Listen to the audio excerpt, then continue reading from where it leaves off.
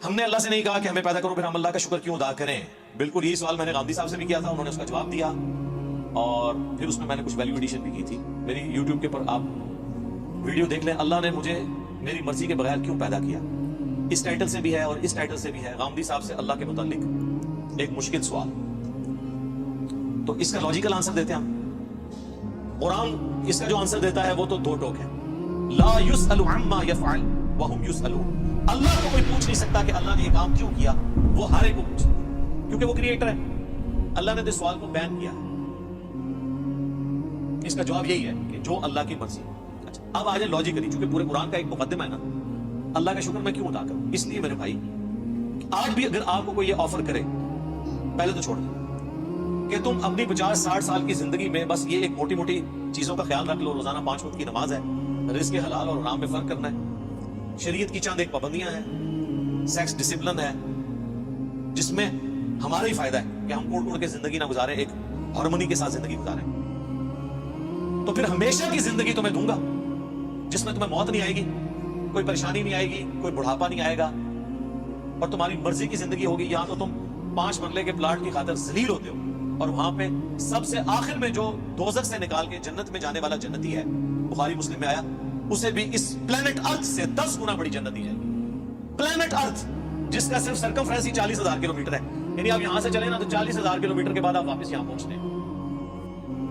اس سے 10 گنا بڑی جنت سب سے چھوٹے جنتی کو ملے گی جس نے آخر میں جنت میں داخل ہونا ہے اپنا لاکھوں سال کا عذاب بھگت کے, اور جس نے بغیر حساب و کتاب کے جنت میں جانا ہے, یا جس کی نیکیاں اس کے گناہوں پر حاوی ہوں گی, اس نے جانا ہے, اس کی تو جنت کا کوئی امیجن. تو میرا خیال ہے دنیا میں کوئی انسان نہیں جو یہ آفر قبول نہ کرے, کیونکہ انسان کی دل میں جو اللہ نے شہوات کی اٹریکشن اور محبت رکھ دی ہے, وہ اس کی متقاضی ہے کہ وہ اپنی اس ٹیسٹ کو ختم نہیں کرنا چاہتا.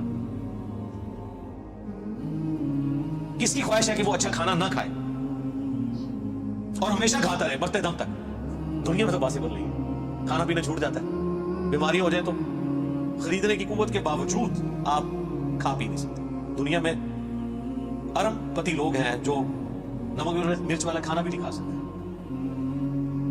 میں نے اجازت نہیں دیتا, اللہ نے سب کو بیلنس رکھا ہوا ہے. کسی کو ایک معاملے میں اوپر کیا تو دوسری طرف سے اس کی بات نکال دی.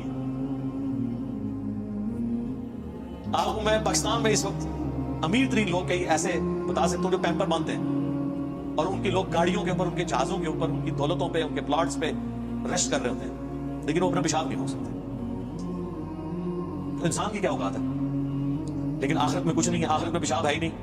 صحیح مسلم کا آپ جنت والا چیپٹر پڑھ لیں, اور مشکات شریف میں آپ کو 30 جلد میں جنت سے متعلق ساری حدیث بخاری مسلم داؤد ترمذی نسائی ابن ماجہ باقی کتابوں سے ملے گی کہ جنت میں خوشبودار ڈھکار آئے گی, اور کھانا ہضم, پیشاب کرنے کی جو تکلیف ہے نا, یہ بھی نہیں انسان کو اٹھانی پڑے گی, وہ جنت میں تکلیفیں آئی نہیں.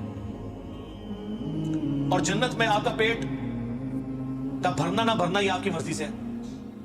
آپ لذت کے لیے کھائیں گے, دنیا میں تو آپ لذت والی چیز تھوڑی دیر کھائیں تو پھر پیٹ جواب دے جاتا ہے. نہیں, جنت کی کسی نعمت کو فنا نہیں ہے. آم توڑ کے کھائیں گے پھر آم دوبارہ اگ جائے گا اسی وقت ہی, کسی چیز نے ختم نہیں ہونا. اتنی بڑی بڑی, اور سب سے بڑی بات کن فیکون, جو اللہ کی کوالٹی ہے وہ کسی درجے میں اللہ تعالیٰ اپنی مخلوق کو اس حوالے سے دے دے گا کہ اس کی خواہشات کی تکمیل ہوگی جنت میں. جو خواہش کرے گا, جو سوچے گا اس کے سامنے آ جائے گا. یہ تو کوالٹی صرف اللہ کی ہے, لیکن انسان کو اللہ تعالیٰ یہ کوالٹی وہاں پہ دے دے گا. تو یہ کتنا سستا سودا ہے, چند سالوں کی زندگی دے کے ہمیشہ کی زندگی حاصل کر لیں, نہ ختم ہونے والی. تو آپ مجھے بتائیں, اس اللہ کا شکر ادا کرنے کا دل نہیں کرتا کہ جو اکیلا تھا, کسی کو نہ بھی پیدا کرتا, اسے کو پوچھ نہیں سکتا تھا. اس کا پہلا احسان کہ اس نے پیدا کیا, اس کے بعد ایک آفر رکھی, اتنی زبردست قسم کی آفر. ہونا تو چاہیے تھا 1 ارب سال کی زندگی کے لیے 1 کروڑ سال تو یہاں مشقت کروائی جاتی دنیا میں, لیکن اس نے چند سال کی مشقت مانگی, اور وہ بھی مشقت نہیں ہے, نارمل لائف, بس صرف لائف کا ڈسپلن ہے, اور ہمیشہ کی زندگی دے دی. تو جو اللہ اکیلا ہونے کے باوجود اپنے ساتھ اتنے لوگوں کو آفر دے کہ آؤ میں تمہیں وہ کوالٹیز دوں گا جو میری کوالٹیز ہیں. موت کسے نہیں آتی, اللہ. انسان کو بھی موت نہیں آئے گی. دیکھیں نا, یہ تھوڑی بات ہے, دنیا میں موت آنی ہے نا, جنت میں موت نہیں ہے. صحیح بخاری میں حدیث ہے کہ موت کو مینڈے کی شکل میں لا کے جہنم اور جنت کے درمیان ذبح کر دیا جائے گا, اور ندا کی جائے گی جنتیوں مبارک ہو, آج کے بعد تمہیں کبھی موت نہیں آئے گی, بے فکر ہو کے زندگی گزارو. اور جہنمیوں کی حسرت میں اضافہ ہوگا کہ تمہیں بھی موت نہیں آئے گی, تم بھی اس تکلیف میں زندگی گزارو. اللہم لا تجعلنا منہم. اللهم اجرنا من النار ربنا اصرف عنا عذاب جہنم ان عذابها كان غراما. آمین.